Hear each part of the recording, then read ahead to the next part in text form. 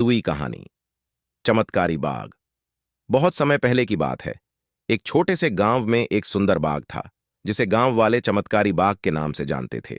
यह बाग इतना खास था कि यहां हर पौधा और फूल किसी न किसी जादू से भरा हुआ था। बाग की हवा में हमेशा मीठी खुशबू और चमकदार रंगों की छटा बिखरी रहती थी। एक दिन गांव की एक छोटी लड़की, जिसका नाम राधा था, अपने माता पिता के साथ इस बाग की ओर गई।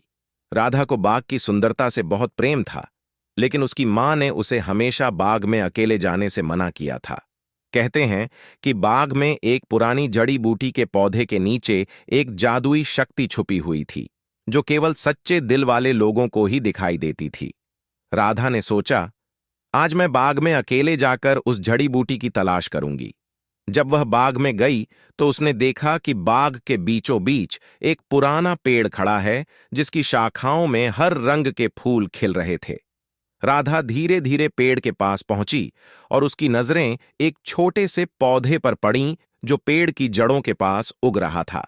यह पौधा स्वर्णिम रंग का था और उसकी पत्तियां चमत्कारी रूप से चमक रही थीं। जैसे ही राधा ने उस पौधे को छुआ, एक हल्की सी झिलमिलाहट हुई और अचानक एक सुखदायक आवाज सुनाई दी। धन्यवाद, राधा, तुमने मुझे खोज निकाला है। मैं इस बाग की जादुई शक्ति हूं और तुम्हारे सच्चे दिल ने मुझे मुक्त कर दिया है। उस जादुई शक्ति ने राधा से कहा कि वह अब बाग की देखभाल के लिए जिम्मेदार होगी। राधा ने खुशी खुशी स्वीकार कर लिया और बाग को हर दिन प्यार और ध्यान से देखभाल करने लगी।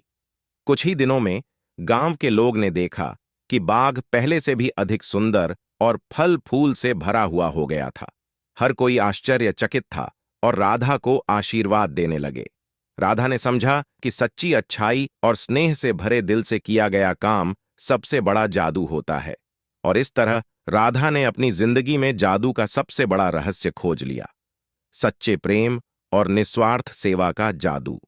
अब भी गांव वाले राधा की कहानी सुनाते हैं और बाग की चमत्कारी सुंदरता को देखते हैं, जो हमेशा राधा की सच्ची दिल से भरी देखभाल की गवाही देती है। You said